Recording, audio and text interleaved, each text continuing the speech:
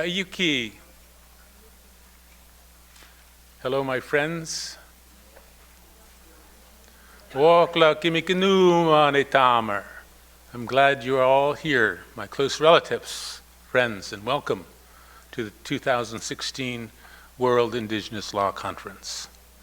We're excited that so many people had registered and have come from many distances to participate in this event. My name is Chris Peters, and I'm the president of the 7th Generation Fund for Indigenous Peoples, and it gives me great honor to introduce a spiritual person from the local community, the Ahashman peoples, and her name is Adelia Sandoval.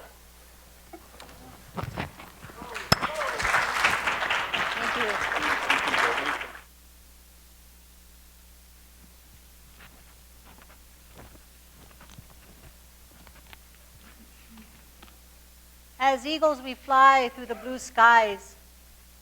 These generations are blessed by Grandfather Sun and Grandmother Moon and held close to the heart of Earth Mother's womb. Aswu takeyam hima towit malum lumal tuomna Beyo we go we peyo ko we peyo we go we peyo ko we awe pemik te keyam ja el hileki la omom peyo we go we peyo ko we peyo we go we peyo ko we evi washe tu dirat nakchi na temet no yo moela peyo we go we peyo ko we peyo we go we peyo ko we Hawe shana kino shun o matuwe kwa hach peyo we go we peyo ko we peyo we go we peyo ko we ha oh to Omna our creator O Matume Tamayawut, our Mother the Earth, and in the sacred memory of our holy ancestors, all of our holy ancestors, Honoshi Sheila, we thank you, Om Palo. O Creator, you have brought all these beautiful people here to our homeland. Beautiful, beautiful people. People from the wind, people from the stars, people from the water, people from the earth, people from the canyons, people from all around.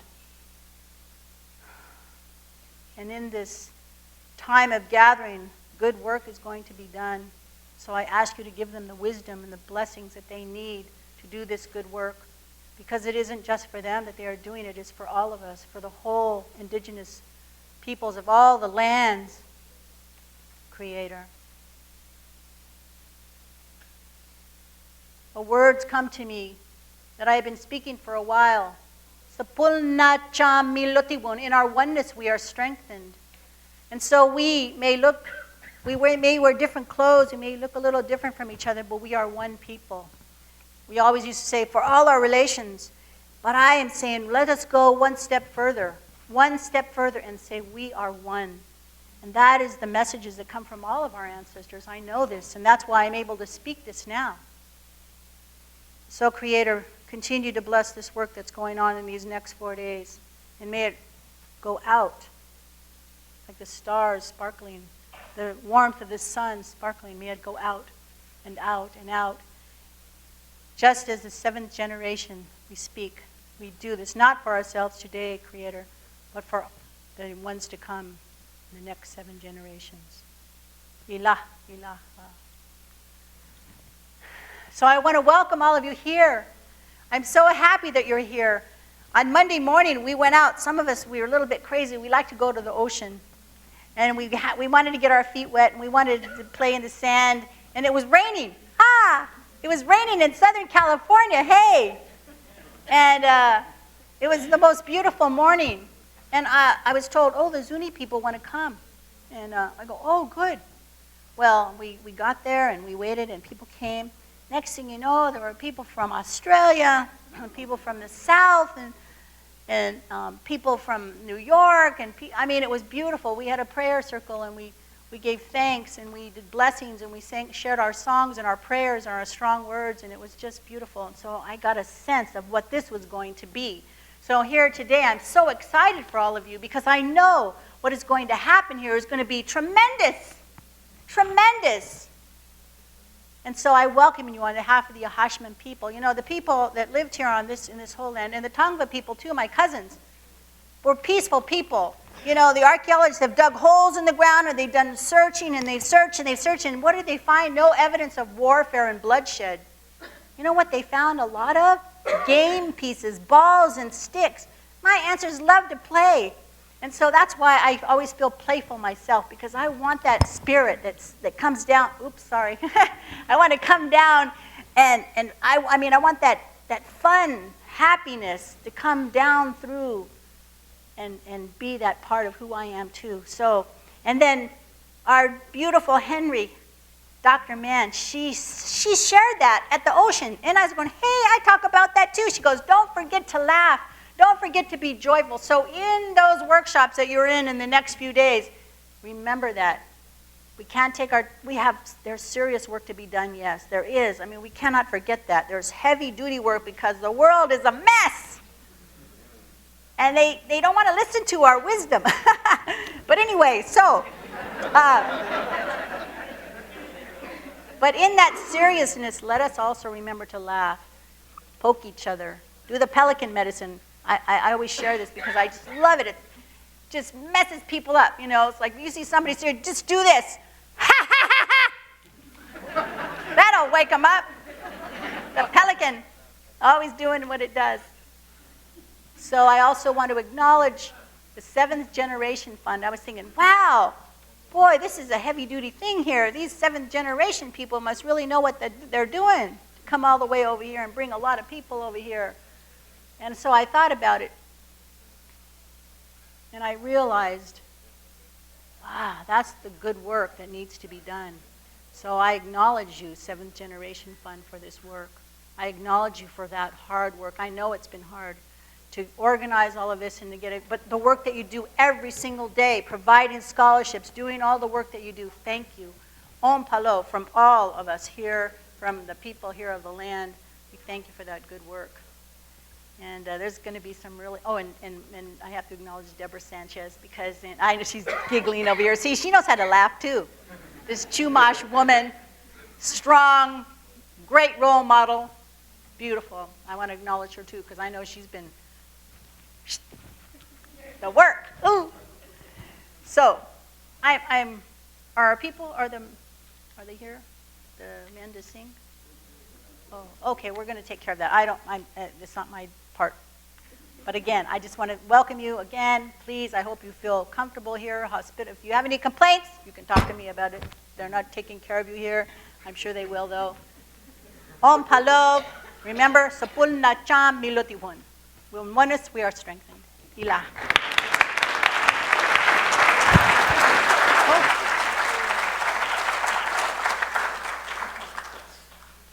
Thank you, Adelia.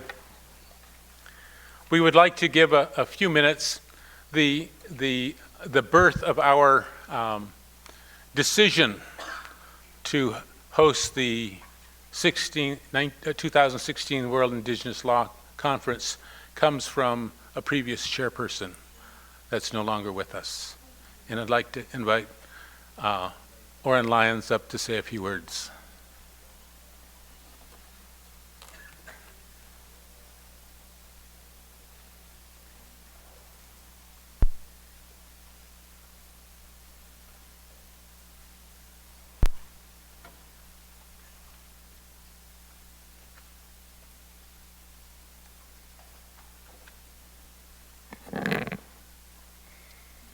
Kawascano.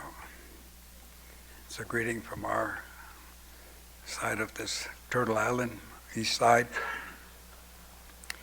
Just a moment before we start to acknowledge the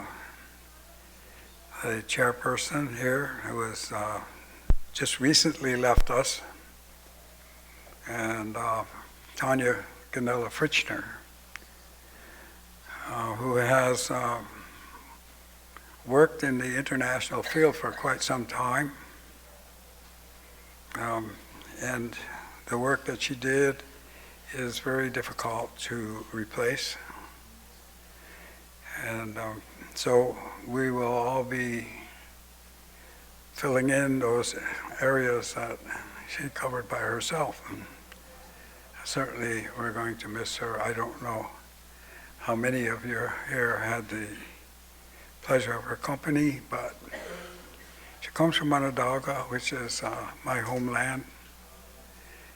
And her family, I know her family, her uncle was on our Chiefs Council.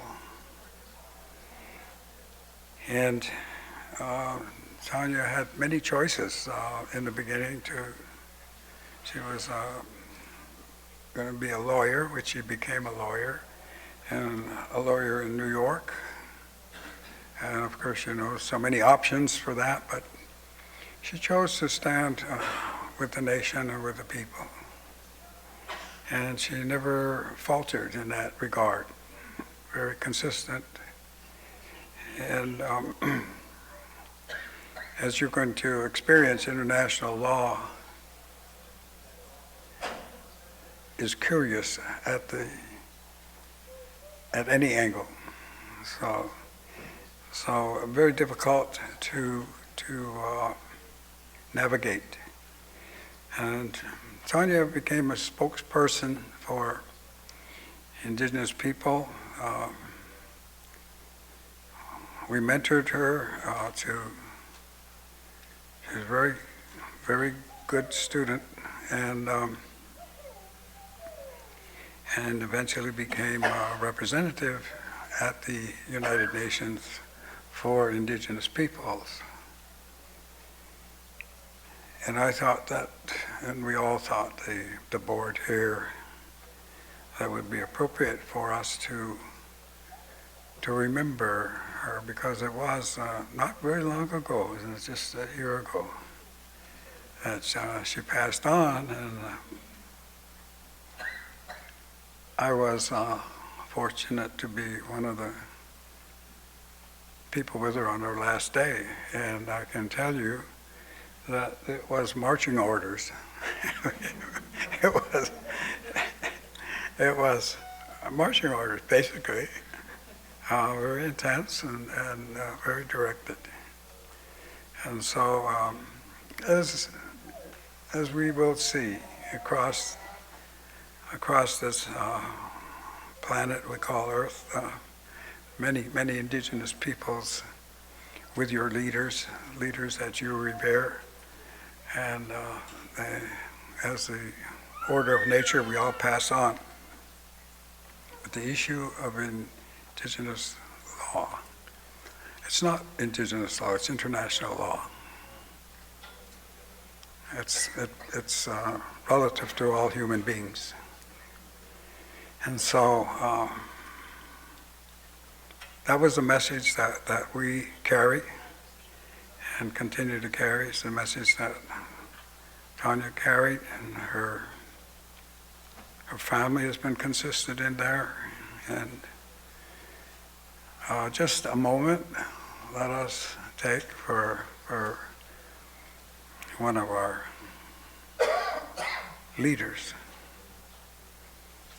And I would ask for just a moment of silence to reflect on not only on Tanya's leadership, but leaders that you know who have passed on, because they're there on the other side waiting, see how well we do. So a moment, please.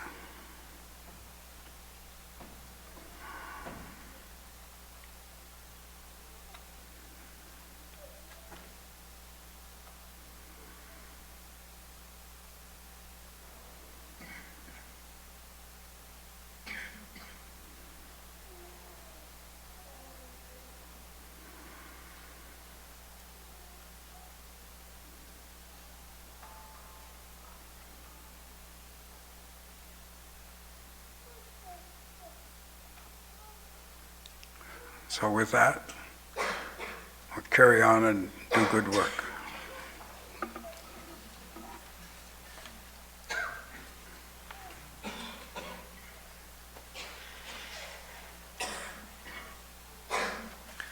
Thank you, Oren. And the Australian delegation here, the Aussies come in abundance this time. They hosted the second World Indigenous Law Conference and passed it forward to us. And prior to them, the next large delegation are from New Zealand, and they are here. They conceptualized and moved the first Indigenous Law Conference forward.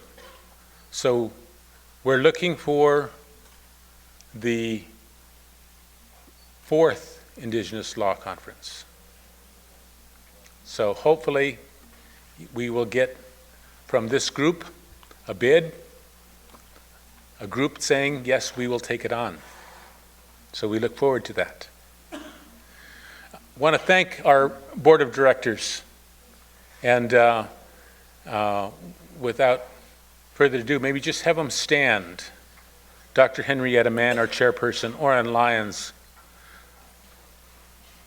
Brian Manungwe, Jake Edwards, Luis Macas, Tupac Enrique, Arthur Manuel, Deb Sanchez, and Taura, our newest member of the board. So we are here, and please take the time to introduce yourself to these distinguished people, and we welcome you again. Thank you.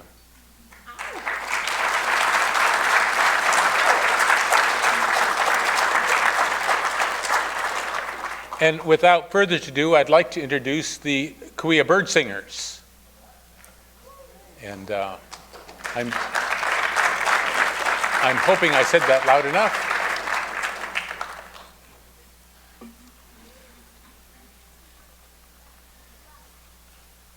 So is William, are they ready? They're ready.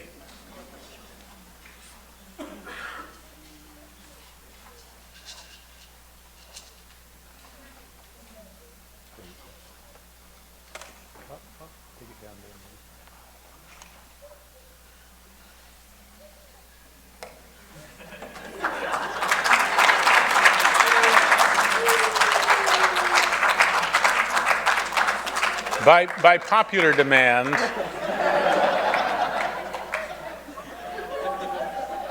we wanted to cover the evidence here.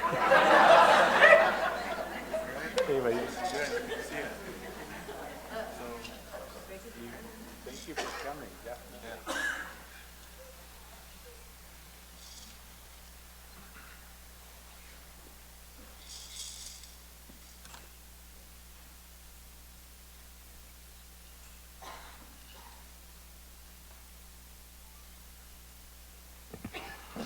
Hello everyone, Mia Hue'umo and just wanted to say a few words in our language, in the Cahuilla language. We are the people of the inland area, Riverside, San Bernardino County, and we're honored to be here and be a part of this World Indigenous Law Conference. And we'd like to open up with just a couple of songs for you all, and so that you can enjoy. And also some dancing, and if you would like to, you can join us in the dancing. And it's always a thing, something that we invite others and anybody who is moved by the music to join us. Now, these songs are ancient songs. They come from the beginning of our creation, our history, as we call it, in song. And so these songs are songs that are fitting for gatherings and for opening and closing ceremony and for opening and closing conferences and so forth. So we hope you enjoy them.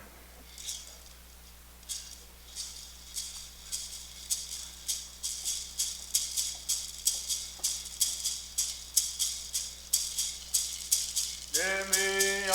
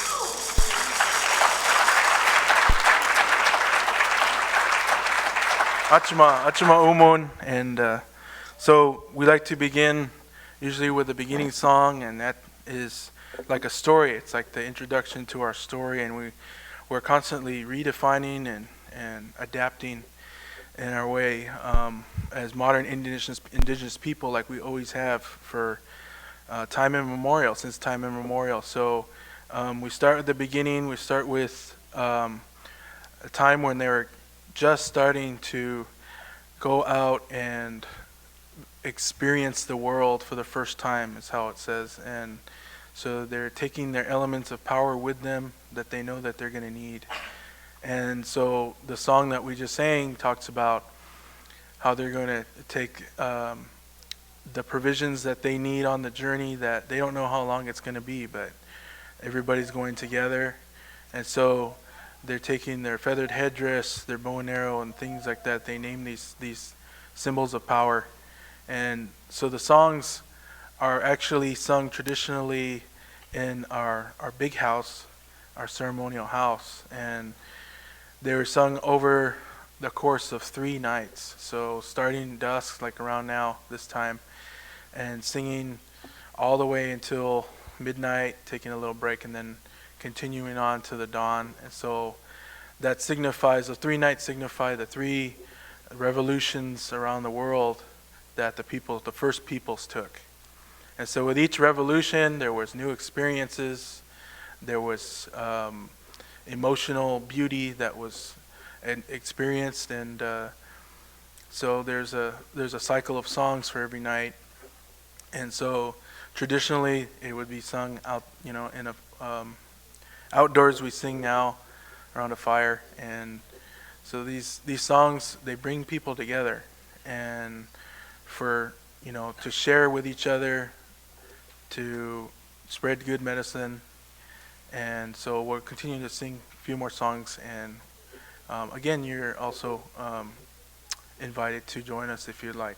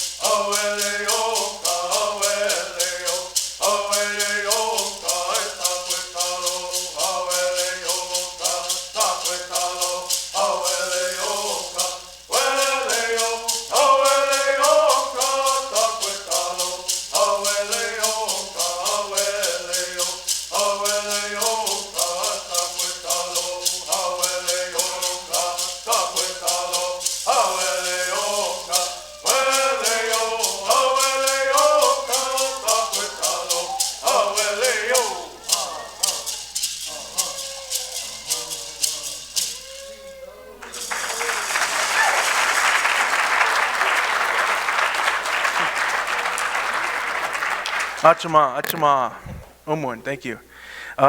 It's important to note too that these songs, although they come from the very beginning of our existence and the very beginning of the world as it exists, they almost died out about 30 years ago through the multiple waves of colonization. And in Southern California, we had the mission era. We had 3 waves of colonization, finally ending with the boarding school era. And so these songs were a part of that cultural identity that was taken from us.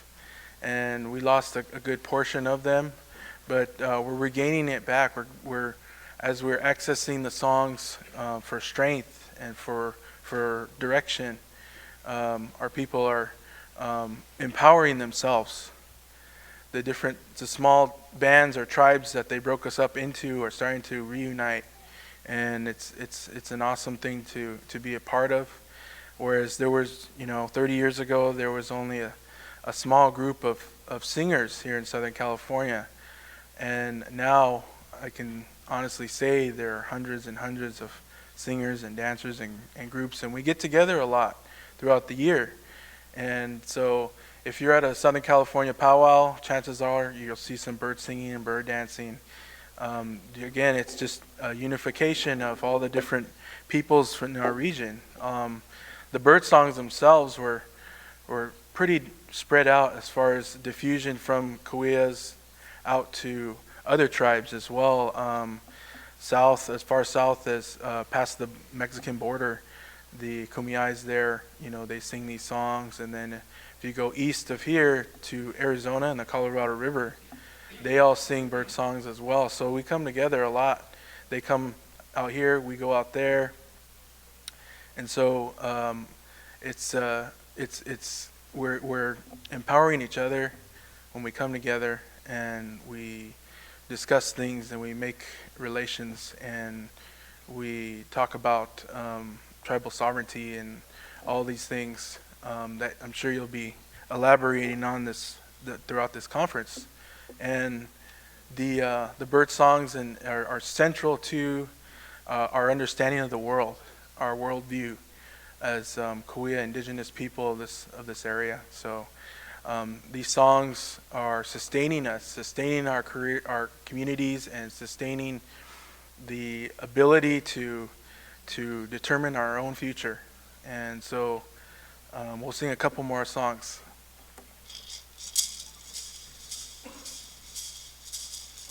Let's go.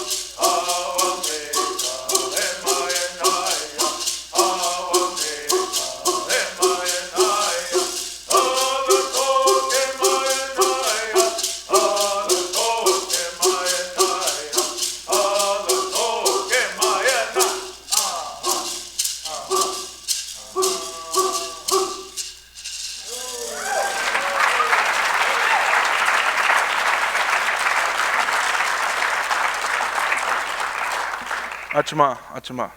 Thank you. I see a lot of toe tapping out there. I see a lot of rhythm, gestures.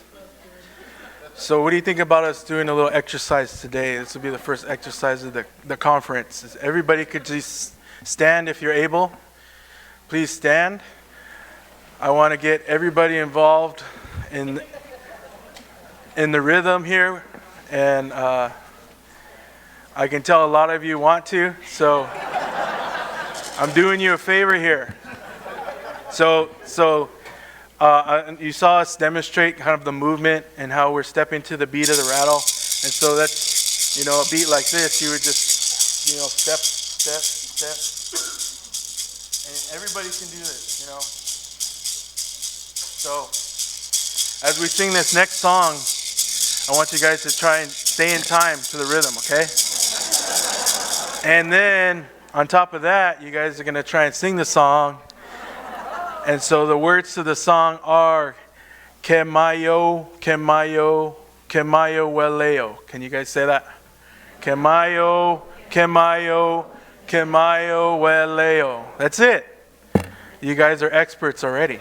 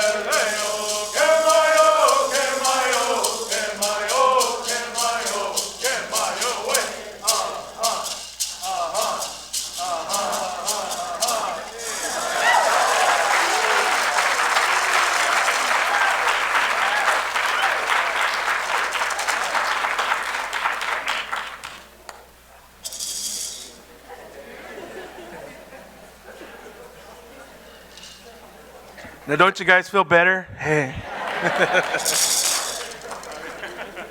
So, you want us to do a couple more, or just one more? One more, okay.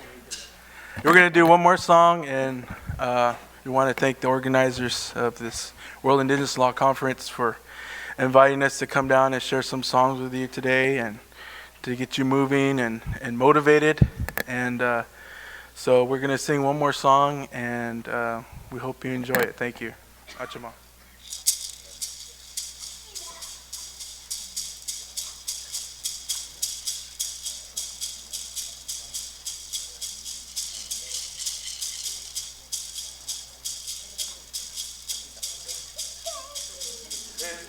Te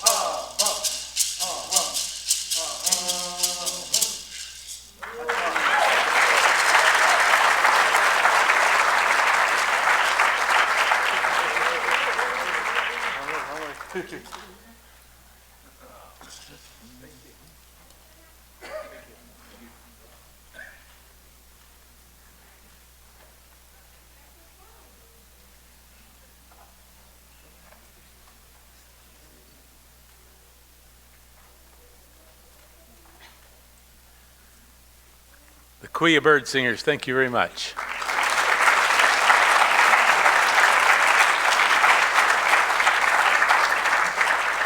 They always add a tremendous amount of energy to the gatherings that stimulates thinking and feelings, and we always enjoy them. I'd like to thank Elle Frank, who's local too. Where's Elle Frank? Can she stand? Oh, she's up there. She designed the logo for this year's event. Elle Frank El Rinque.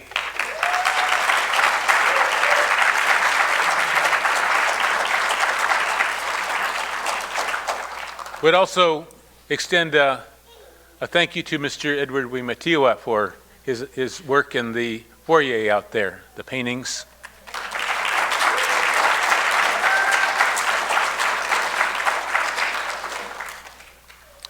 And at this stage, I'd like to bring up some of our co-conveners, folks that have put in a lot of work, a lot of help that are from the local community. Mr. Joe Graham, if he in the room, if he can come up. Abigail Reyes, who was with the University of Irvine's Sustainability Initiative. And Seth Davis, he's an assistant professor of law here at the Irvine School of Law. So if they can come up.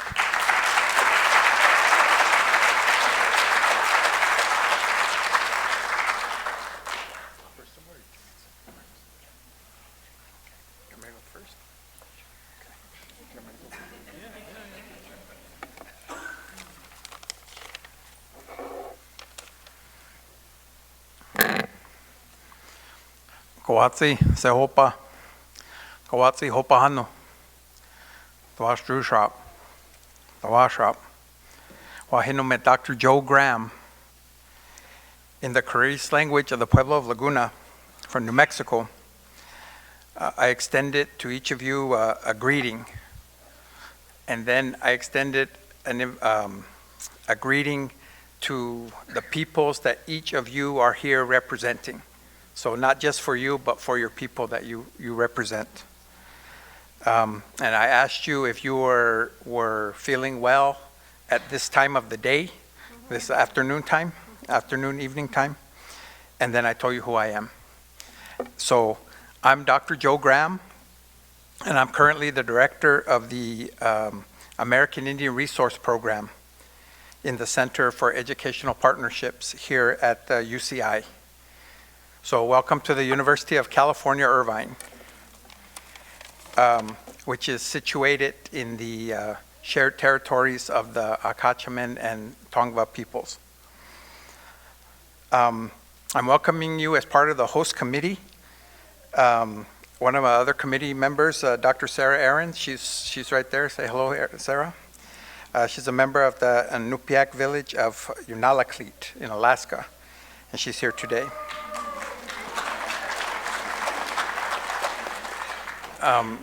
Dr. Franklin Dollar of the Dry Creek Band Pomo tribe in California, and Dr. Kathleen Johnson, she's from the Grand Traverse Band of Ottawa Indians from Michigan. They can't be here today. My colleagues here, Professor Seth Davis, Ms. Abby Reyes, and Ms. Noemi Linares Ramirez did all the hard work on campus. I'm just standing here. And it looks like the 7th Generation Fund team has put together a good program for all of us. So I look forward to putting together our positive thoughts and advancing our energy forward through action. Okay, thank you.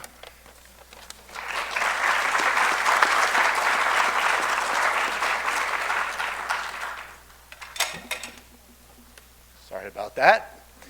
I have two very short messages to share. The first is one of thanks. First, I want to say thanks to the Ahachiman and Tongva nations, whose shared lands include what we now call Orange County and Irvine. Second, I want to thank each of you and the nations and peoples that you come from. Thank you for traveling here. Third, and finally, I want to thank 7th Generation Fund in particular, and all its co-sponsors and everyone that's worked with it in general, for putting together what is going to be, I'm sure, a fabulous conference. I've been really honored to work with many of the folks in this room, which brings me to my second message. And it's one of welcome on behalf of UCI Law, where I work. And it's one to say we are honored that you have come here to Irvine and to the campus of UCI to spend your time at this conference with us here in these lands. Thank you.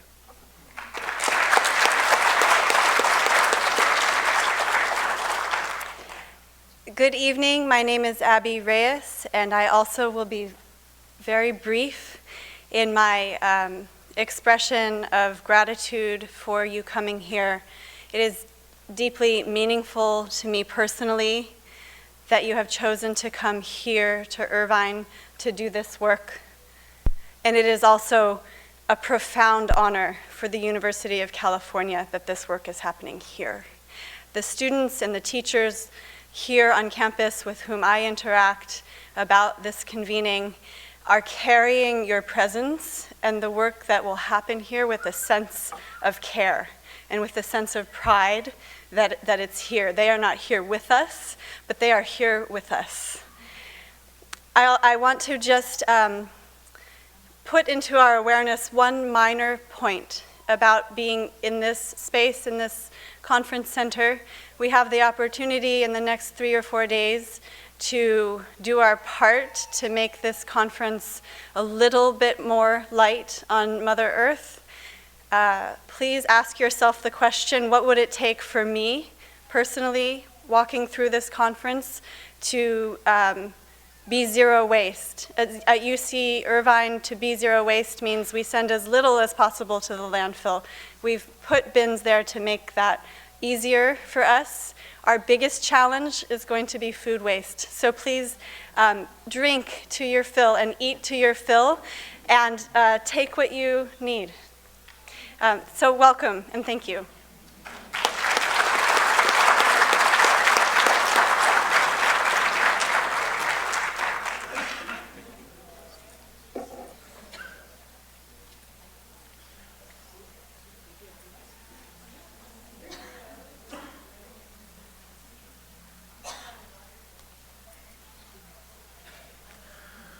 Well, thank you, and thank you, Abby, for the reminder, and I'm confident this group has no problem eating until they're absolutely full.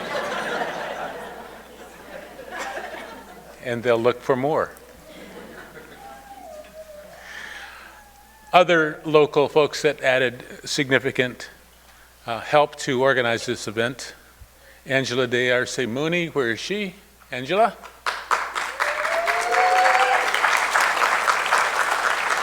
She is with the Sacred Lands Institute, and of course the staff of the Seventh Generation Fund, who worked night and day.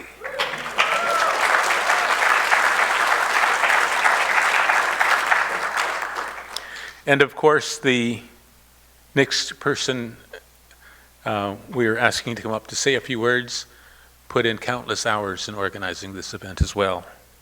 She's a board member of Seventh Generation Fund and occupies the position of our secretary. She is Chumash and Otum, and I can hear the bird singers already. Somebody was recording.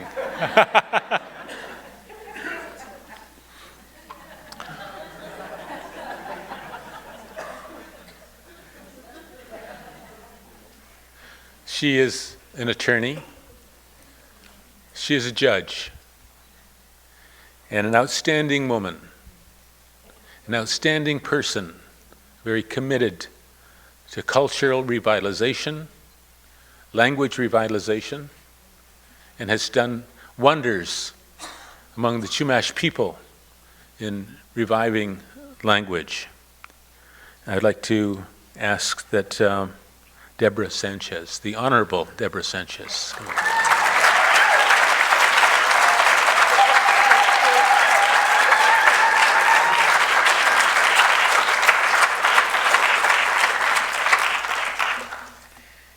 Wow.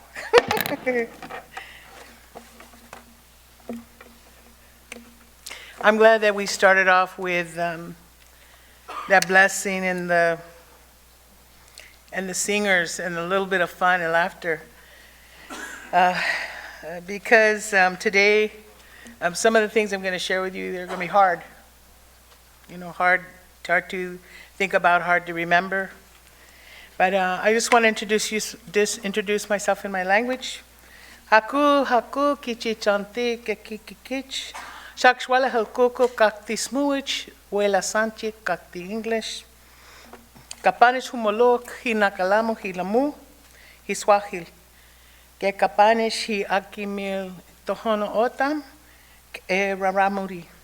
Sutikim, Kikanun hil kuku hiliti shub tangbak ahashman.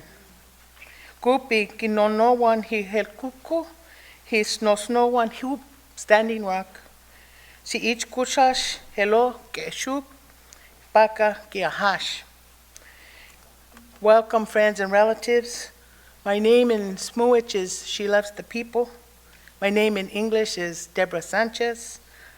My people are from Swahili on the island of Limu, and my people are also the Akimel and Tohono Otams, and the Raramuris of what is now called northern Mexico.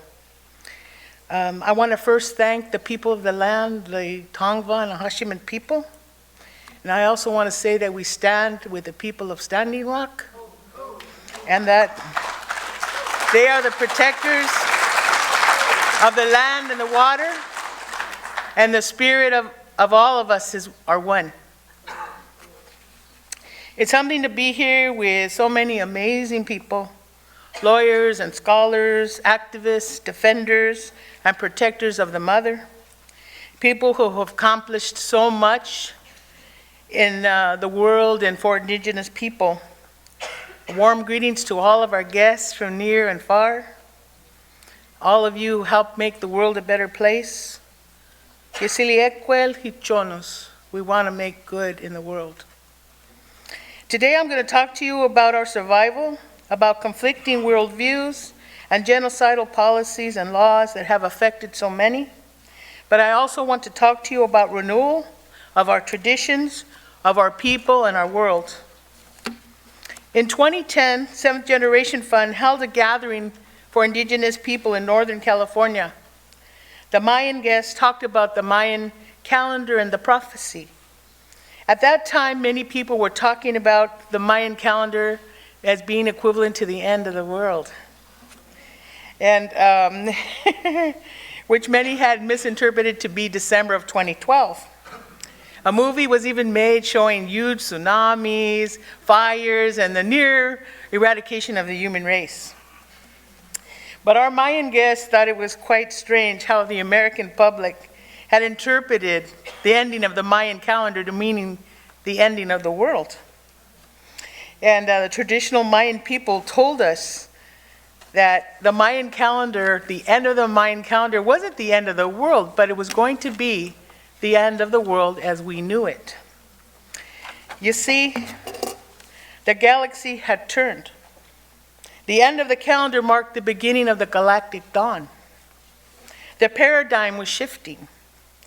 It takes 26,000 years for the galaxy to turn to make the full rotation. Yet the Mayan people knew this.